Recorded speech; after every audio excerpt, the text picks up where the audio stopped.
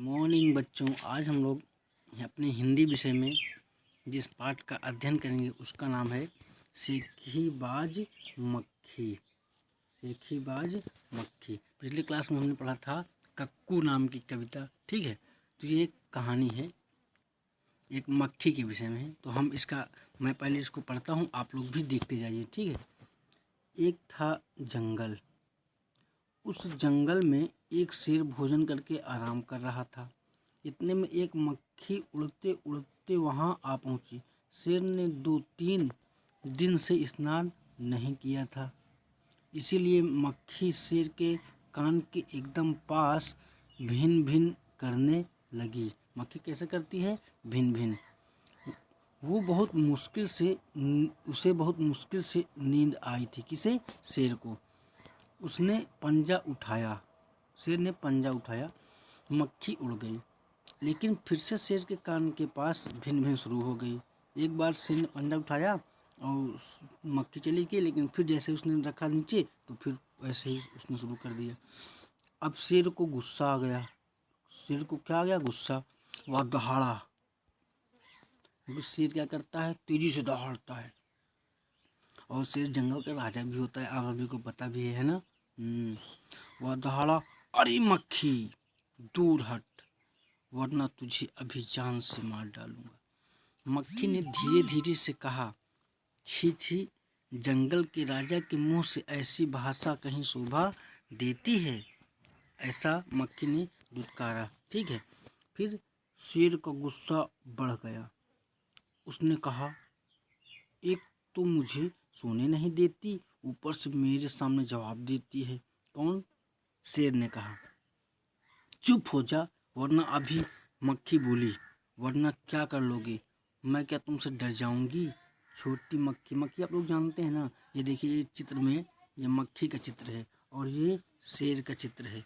शेर जो कि जंगल का राजा होता है, बहुत बहुत ही शक्तिशाली जानवर होता है। और मक्खी जो घरों के आसपास भी पाई जाती है, छोटी मक्खी होती है ना। तो ऐसा शेर ने कहा कि तुम मुझे जवाब देती हो। उसके बाद फिर मक्खी बोली, वरना क्या कर लोगे? मैं क्या तुमसे डर जाऊंगी? मैं तो तुमसे भी लड़ सकती हूँ, हिम्मत हो तो आ जाओ। ऐसा किसने कहा? ऐसा मक्खी ने कहा। आगे शेर आग बबूला हो गया। आग बबूला होना मतलब कि बहुत ही ज़्यादा क्या होना? क्रोधित होना या गुस्सा होना। उसने कान के पास पंजा मारा। मक्खी तो उड़ गई पर कान जरा छिल गया। आप लोग जानते हैं कि मक्खी उड़ सकती है ना। तो जैसे ही उस शेर ने उस मक्खी के ऊपर, मक्खी जाके बैठी शेर के ऊपर, वैसे ही शेर ने क्या किया? सोचा कि मैं इसे मारता हूँ, और उसने मारा। और जैसे ही मारा तो मक्खी उड़ गई। और मक्खी के उड़ते ही वो जो नाखून था, उसका पंजा था, उसी के लग गई मक्खी के, तो उसके छिल गया। जहाँ वो लगा वहाँ पे छिल गया, ठीक है। मक्खी उड़कर शेर की नाक पर बैठी तो उसने मक्खी को फिर पंजा मारा। अब मक्खी दोबारा क्या हुआ? मक्खी ने फिर उसके नाक पे जाके मक्खी बैठ गई। जैसे ही नाक पे बैठ गई तो उसने दोबारा से पंजा मार दिया। किसने? शेर ने। मक्खी उड़ गई। अब की बार शेर की नाक छिल गई, और जैसे ही उसने मारा वैसे ही फिर वो क्या हुए? उड़ गई और जो उसका पंजा था वो जाकर उसकी नाक में लगा। इससे वो क्या हो गया? वो छिल गया। मक्खी कभी शेर के माथे पर बैठती, कभी गाल पर, तो कभी गर्दन पर। अब मक्खी बार बार ऐसा कर रही थी। शेर पंजा मारता जाता और खुद को घायल करता जाता, मक्खी तो फट से उड़ जाती। ऐसे ही बार बार मक्खी यही क्रिया कर रही थी और यही क्रिया कर रहा था। शेर भी ऐसे गुस्सा, और जैसे ही ऐसा मक्खी कर रही थी तो शेर और गुस्सा हो जा रहा था। और जैसे जैसे गुस्सा हो रहा था वैसे वैसे अपने को चोट पहुंचा रहा था शेर। क्यों? क्योंकि मक्खी उड़ जाती थी। अंत में शेर ऊब गया, थक गया। वह बोला, मक्खी बहन, अब मुझे छोड़ो, मैं हारा और तुम जीती, बस। ऐसा किसने कहा? ऐसा उस मक्खी ने कहा। मक्खी घमंड से चूर होकर उड़ती उड़ती आगे बढ़ी। अब मक्खी जो है, वो जब शेर उससे कहा कि मैं हारा और तुम जीत गई, तो मक्खी को घमंड आ गया, ठीक है, अहम आ गया। तो उसने कहा, वो मक्खी घमंड चूर होकर आगे चल दी। सामने एक हाथी मिला। अब मक्खी की मुलाकात किससे हुई? एक हाथी से। मक्खी ने कहा, अरे हाथी, मुझे प्रणाम कर। मैंने हाथी आप लोग जानते हैं, हाथी बहुत ही विशाल जानवर होता है। देखिए ना, आप लोग देखे होंगे, बिल्कुल बहुत ही बड़ा होता है, विशाल का। उसके एक सूंड होती है बहुत लंबी सी, है ना। तो मक्खी की मुलाकात किससे होती है? हाथी से।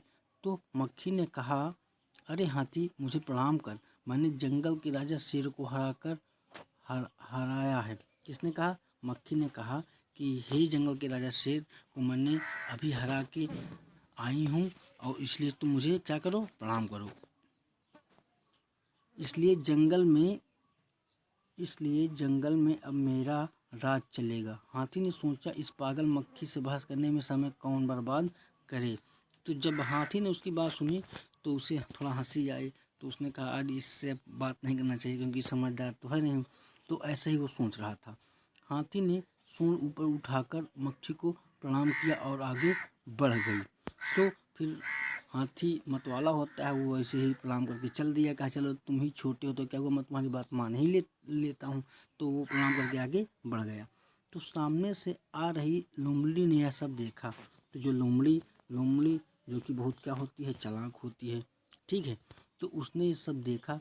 तो लोमड़ी मंद मंद का मतलब होता है धीरे धीरे, मंद धीरे धीरे, ठीक है। मंद धीरे धीरे मुस्कुराने लगी, हंसने लगी, ये सब देखकर और सुनकर। कौन? लोमड़ी।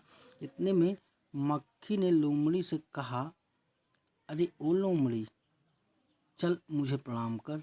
अब वही बात जो उसने हाथी से कही थी मक्खी ने, उसी बात को उसने लोमड़ी से दोहरा दिया। मैंने जंगल के राजा शेर और विशालकाय हाथी को भी हराया है, ऐसा उस घमंडी मक्खी ने कहा। किससे कहा? लोमड़ी से। तो लोमड़ी ने उसे प्रणाम किया, फिर धीरे से बोली, धन्य हो मक्खी रानी। किसने कहा? लोमड़ी ने कहा। किससे कहा? मक्खी से कहा कि धन्य हो मक्खी रानी, धन्य हो। धन्य है आपका जीवन और धन्य है आपके माता पिता। लेकिन मक्खी रानी कौन कह रहा है? ऐसा कह रही है वही चालाक लोमड़ी।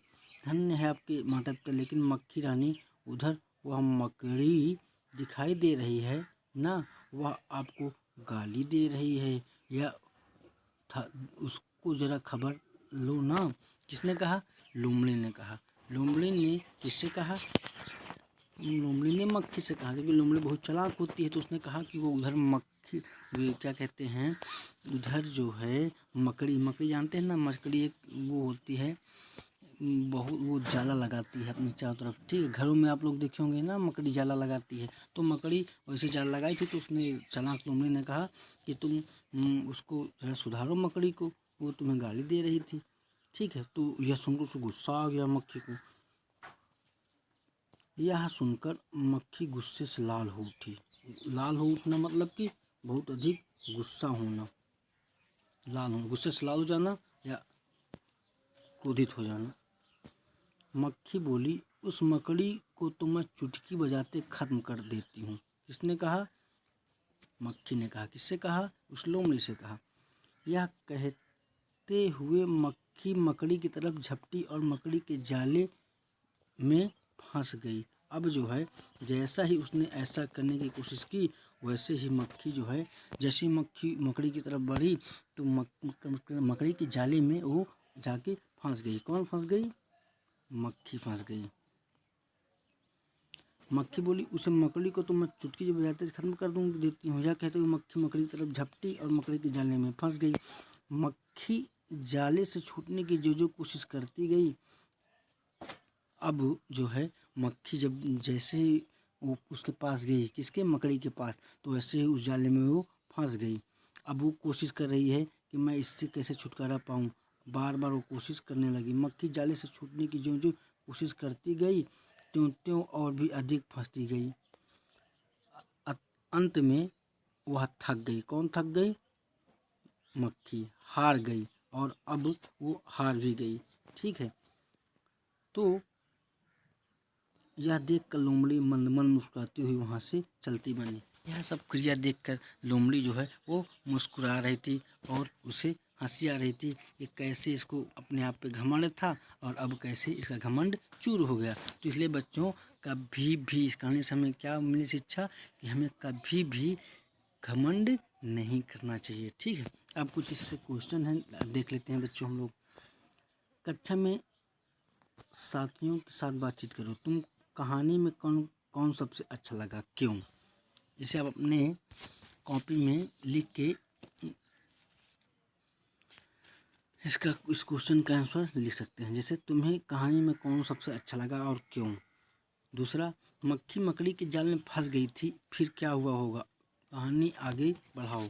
ठीक है, अब आगे कहानी का नाम। अगर कहानी का नाम मक्खी को ध्यान में न रखकर लोमड़ी और शेर को ध्यान में रख कर लिखा जाता तो उसके क्या क्या नाम हो सकते थे?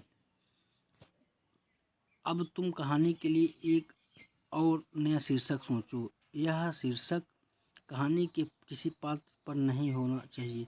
कहानी को किसी घटना के बारे में शीर्षक हो सकता है।